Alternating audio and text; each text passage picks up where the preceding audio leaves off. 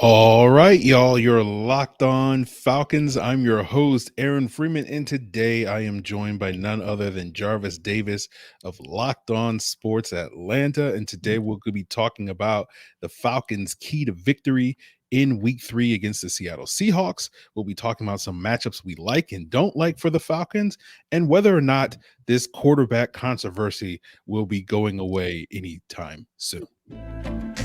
You are Locked On Falcons, your daily Atlanta Falcons podcast. Part of the Locked On Podcast Network, your team every day.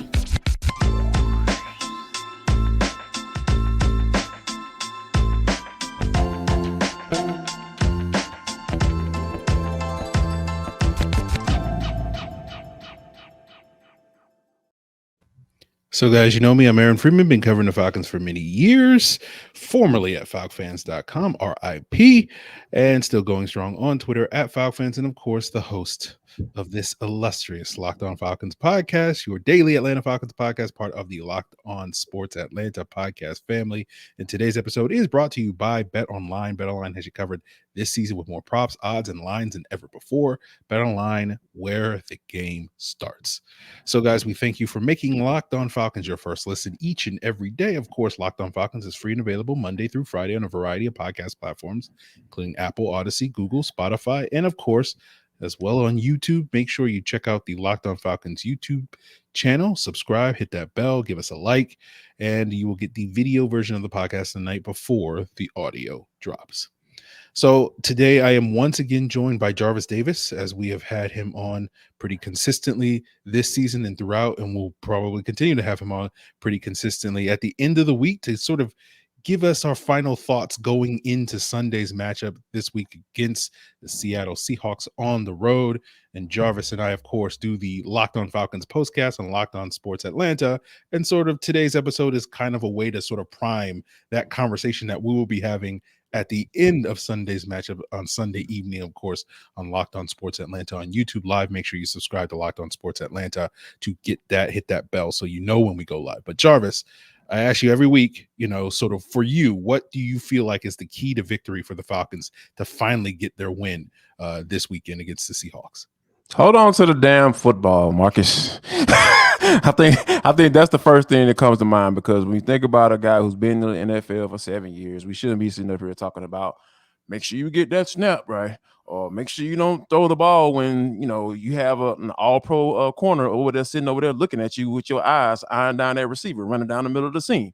You see, it's still some hurt there. You said you felt that. I know you felt that, Aaron. It was a little hurt there, but so those are some of the things that that first come to mind, and also you really hope that they're able to continue. The offensive line is able to continue to open up some holes for the running game, right? It came out and pounded the Saints. They had a really good showing as far as opening up holes for Cordero Patterson, and with 100 yards rushing. And then the second week, things kind of slowed down a little bit. 10 carries for a little bit, 41 yards for Cordero, and you get the rookie Tyler Algier. He gets 10 carries as well. Not necessarily great on the average, but he looks pretty solid as far as toting the rock. And obviously he was really, really exceptional when it comes to pass protection, that is. So I think that's some of the things that I'm definitely looking forward to seeing. Is like, okay, you guys showed us what time it was in the first week. Slowed down just a little bit, but still serviceable.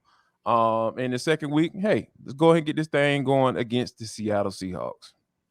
Yeah, I think you mentioned a couple of things there that I'm eager to see if it plays out this way. Like, I see two teams in Seattle and Atlanta. They don't have elite quarterback play. That's not a knock on Marcus Mariota or Geno Smith, but they've been fine this season. Right. I think both of those guys.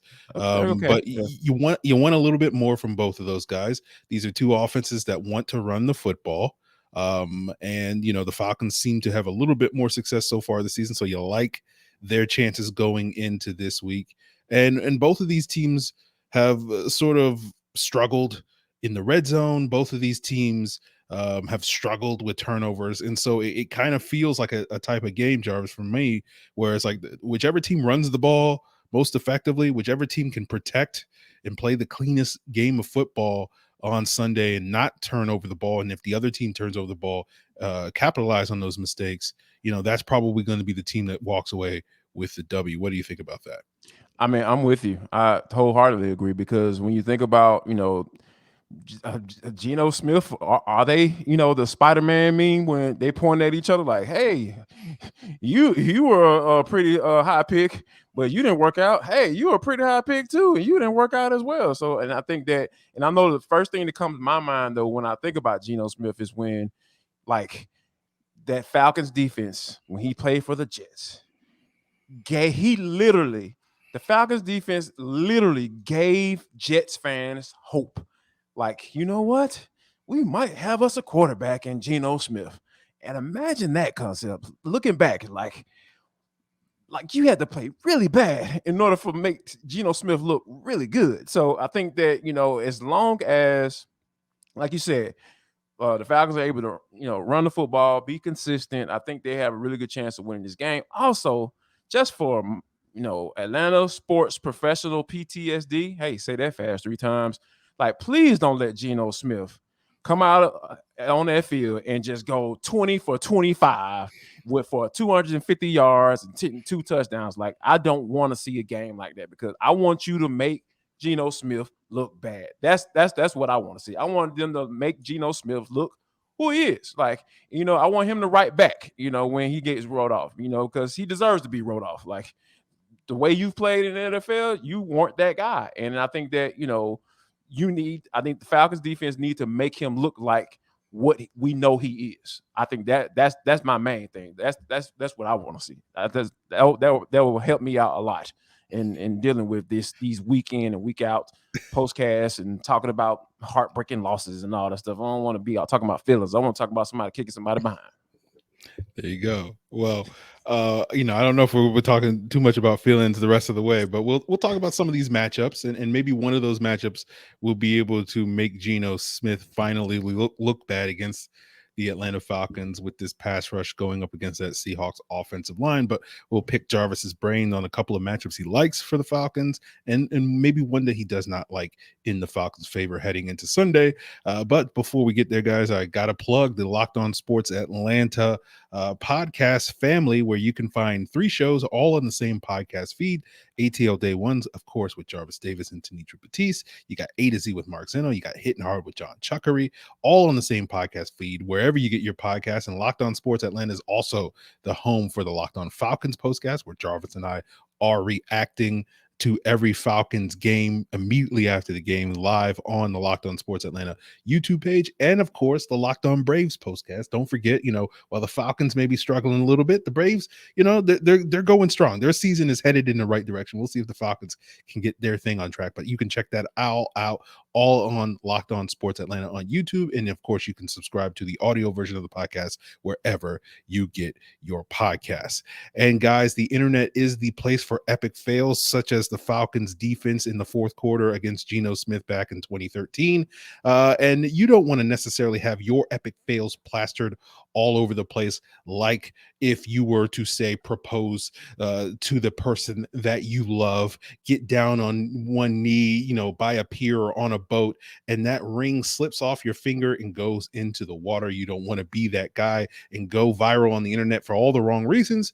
And while there's no insurance to make sure that person that you're proposing to says yes, there is protection to keep that ring from winding up in the wrong place.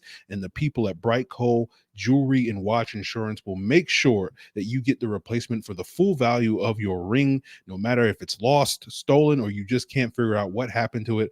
All you need is $5 a month, and it won't take more than 2 minutes to sign up. It's that easy. Just go to bright.co/locked on. It's the fastest, easiest, and cheapest way to cover your butt with the best jewelry insurance in the business. Again, that's bright.co, BRITE.co/locked on. So, continuing today's episode here with Jarvis Davis of the ATL Day Ones podcast, part of the Locked On Sports Atlanta podcast family. And before we get into some of the key matchups heading into Sunday, the ones that we like or dislike for the Falcons, I just want to let you guys know, maybe you should subscribe to Locked On Falcons as well as Locked On Sports Atlanta on YouTube. Locked On Falcons, we just broke 3,000 subscribers. I know Locked On Sports Atlanta is approaching 4,000 subscribers. They're a little ahead of me, about 900 subscribers ahead of me, but let's see if we can have a race to 5,000. Let's see who can crack 5,000. So make sure you hit that subscribe button on both Locked On Falcons and Locked On Sports Atlanta, and we'll see sort of who can hit 5,000 first. But Jarvis, let's jump into some of these matchups. You talk about making Geno look bad. I know for me, I look at one of the matchups I do like in the Falcons' favor, and it's not often we get to say this about a Falcons defensive line going up against an opposing team's offensive line, but I do like that interior D line for the Falcons against the Seattle Seahawks interior offensive line. That's a unit that has struggled this year. Grady Jarrett has historically had a lot of success against the Seahawks. His last 3 games, he has 3.5 sacks against them, a number of quarterback hits and pressures. Anthony Rush, given his size, going up against an undersized center like Austin Blythe in the middle. You got Abdullah Anderson, who's been called up and was very good in limited action against the Rams. Taquan Graham, a player you've mentioned a number of times on this podcast over the last couple of weeks as a guy that has stood out on the interior of the D-line. So I do feel like this Falcons D-line, which we had, or at least I had, major questions about going in to the season, I feel like this is a good opportunity for them to sort of quell those concerns and really shine this week. Is there a matchup that you like for the Falcons heading into the Seattle game? You know what? It may, on the surface, it may not be something that we would probably like, but I think from a deeper standpoint and from a performance standpoint in the last couple of games, I'm looking forward to AJ Terrell going up against DK Metcalf. Like, I want to see that. I want to see him go up against the best, right? Because what we talked about last year as far as with AJ Terrell and being the second highest rated corner, in the NFL, right behind Jalen Ramsey, who we got a nice sample of last week. I think that I want to see him prove that, right? I want to see him say, come out here and have a game where, what, look at this dude over here. This dude is a freakish athlete. This dude is a guy that, Seattle, that's going to be in the Seattle Seahawks uniform for quite some time, because they know exactly what he's capable of. And I think that I want to see that matchup. I want to see AJ Terrell go out and say, you know what? All you people have been hating on me and saying that, hey, it's not real, and there was a reason why they weren't throwing your way, because it was so bad on the other side of the field. And I think that, I think AJ Terrell has something to prove. I want to see it. I want to charge him. Like, hey, man, go out here and show these people what you're worth. Go and prove yourself. And that's the matchup that I'm definitely going to keep an eye on, because I'm sure that Geno Smith is going to have his eye on getting DK Metcalf the ball. Absolutely. Yeah. And I'm with you on that, because I actually wrote an article for the Falcoholic about that matchup between AJ Terrell and Tyler Lockett and DK Metcalf, and how this game gives AJ a golden opportunity to sort of break out of this funk that he's kind of been in, in the early game. So people can, of course, check that out on thefalcoholic.com. I think it drops Friday at noon. But you mentioned that as a matchup that you're intrigued by. Is there a matchup that you're a little concerned about heading into Sunday's game, that you think maybe the Seahawks may have a better side of that thing? You know what? To be honest with you, I'm a little concerned about Lorenzo Carter, right? I know he picked up the block punt and took it to the house. Like, there's some things that I saw, in my research, and watching the film, going back and watching the film, man, like, he needs to tighten up. Like, I think there, from a run fit standpoint, I think he gets a very comfortable in that 2-point stance. Like, I've never been a proponent of that. I know that you got to be able to, stand up and come out of the stance and all that stuff, but it just seems like sometimes he gets a little bit too comfortable in that, and then which kind of can be the difference between him getting off from a get-off standpoint. It can be different between him getting a sack or getting the upper hand or getting leverage on that particular tackle. And I think that Charles Cross is a guy that I wanted the Falcons to take. And I think that, that'll be something that I'll be looking at as well. But I'm a little concerned, because from a technique standpoint, I don't think Lorenzo Carter has been maximizing that. And as the game went along last week, it got better, specifically for the run fits. But I think that, that's something that you don't want to lower yourself into. Like, start the game like that, you know what I'm saying? And make sure you're doing what you're supposed to do. So that's a matchup that I would say, just looking at it from the outside looking in, when he's matched up against a guy like Charles Cross, I think that He gonna have to bring it. Yeah. I got to let the listeners know at some point, Jarvis and I will branch out and not talk about the trenches on one of these episodes. Yeah, sorry. At some point. That's what But matters. Sorry. it is what it is. Like, we're Yeah, just man. always glued in on what's going on in the trenches. And I think the good thing about the Falcons, and part of the reason why I'm not as down on this team at this point in time as I thought I would be, is they have looked better in the trenches than I thought.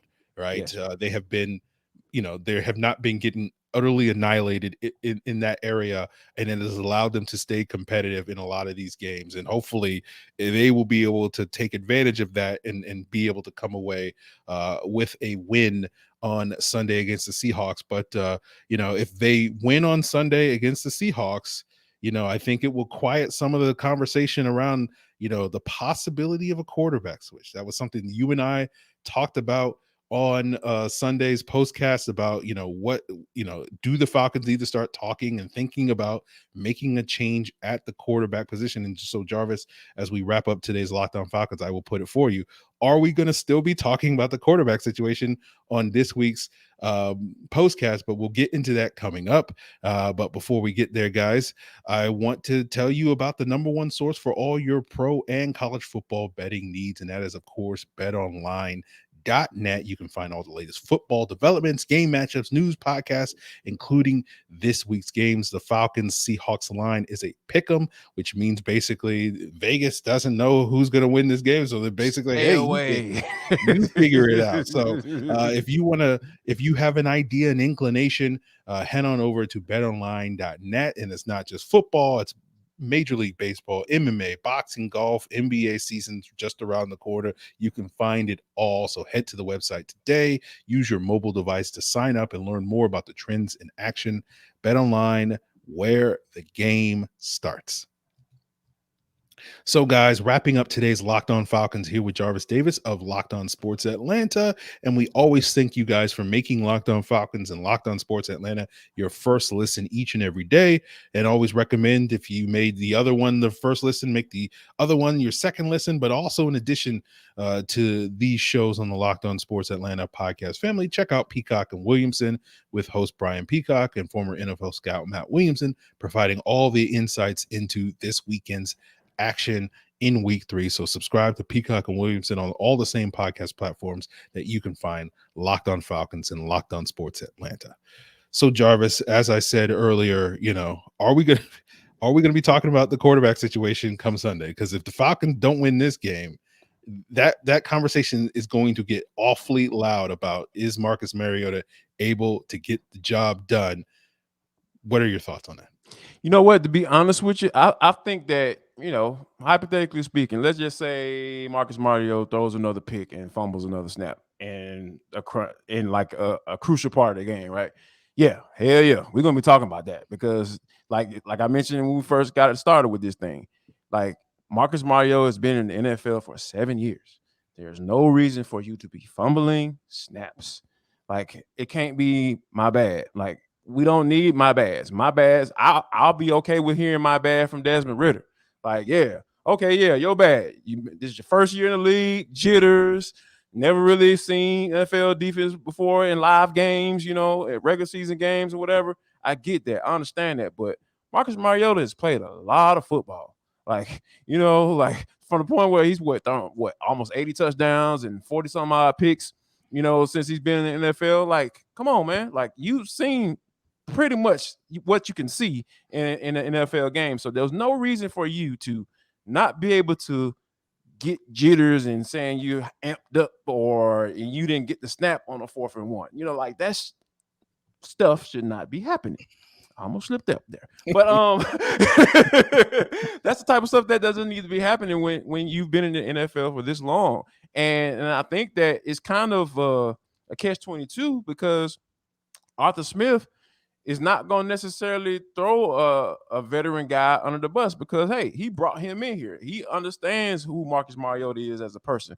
He is a guy that's likable, like a lot of people, the media likes covering him and talking to asking questions to him. And, he's very, very forthcoming, when it comes to certain things and all like that. So I think that, but the play on the field has to match up though.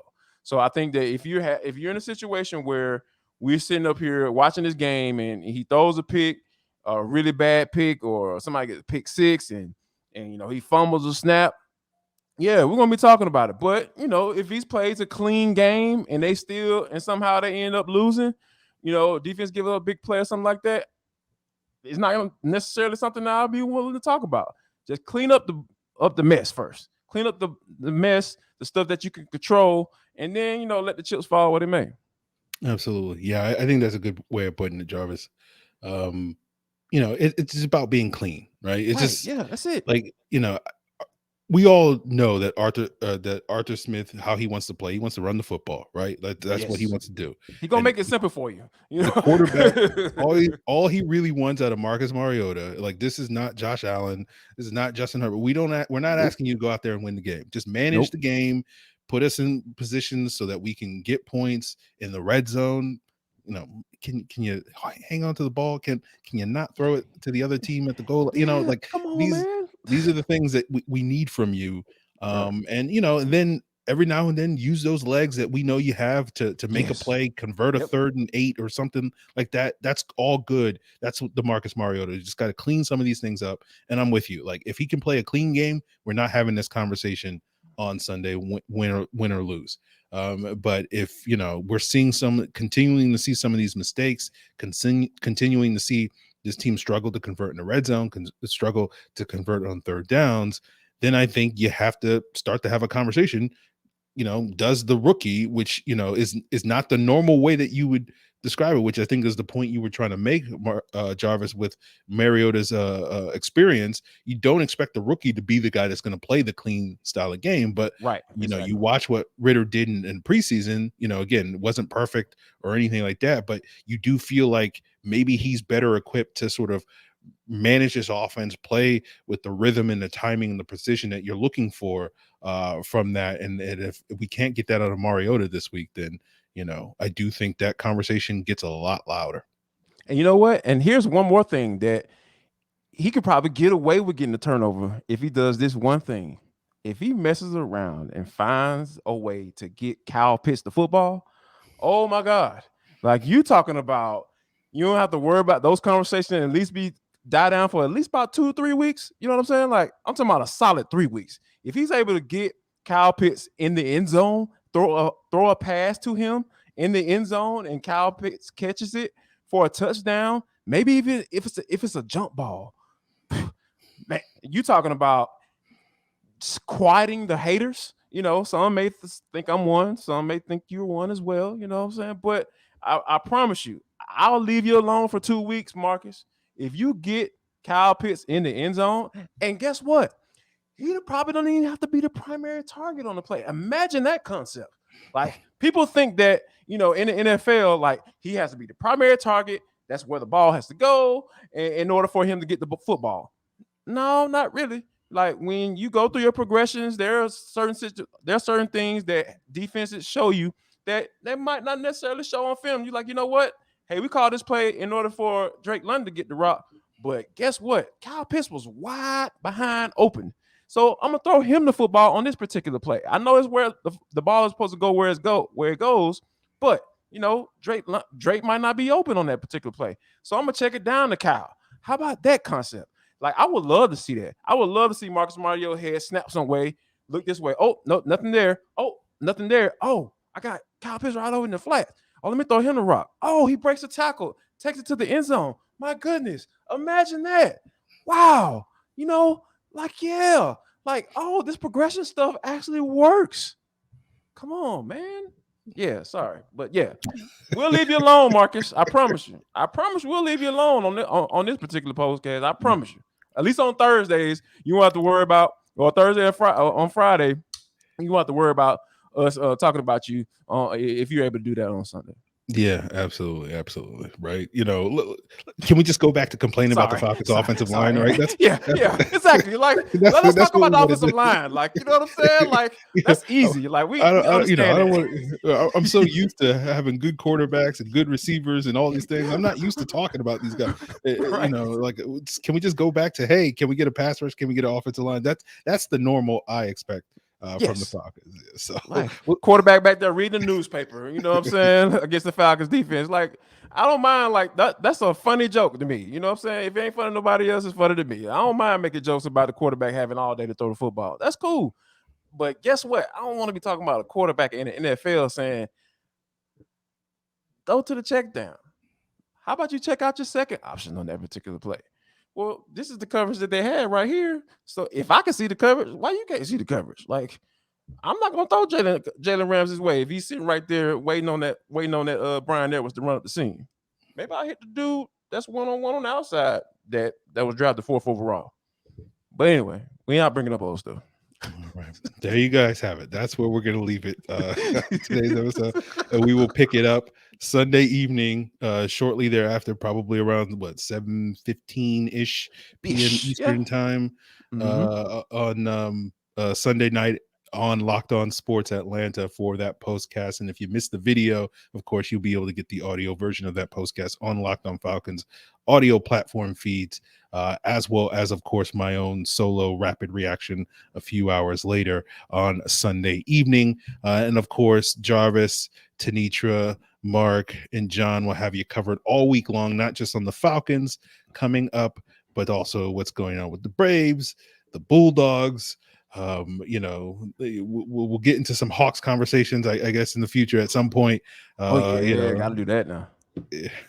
So they have you covered all on Locked On Sports Atlanta. Of course, you can find that on all the same podcast platforms that you're checking out Locked On Falcons, including on YouTube, guys. And of course, check out Peacock and Williamson as well. Head on over to Bet Online, as well as get that jury insurance for Brightco, and see what's what on that end. So guys, that's going to appreciate it. That's going to do it for us. I really appreciate you for tuning in for today's episode.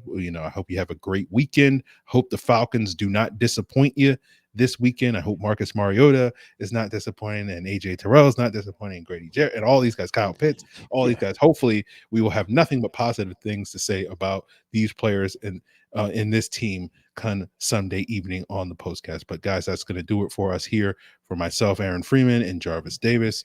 Find us on Twitter at FalcFans and Jarvis at JarvisD90. Appreciate it, guys. Till then.